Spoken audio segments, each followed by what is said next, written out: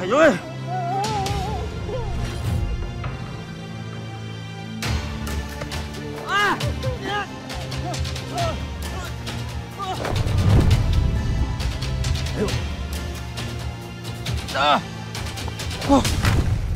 Bakit hindi nilang sa pader mo yung kahayupan mo?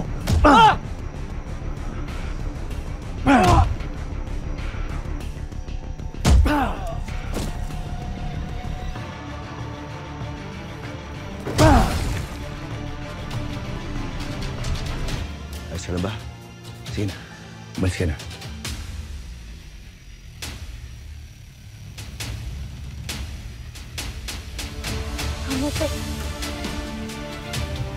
Sige. Umalis ka na bago pa siya ng musik.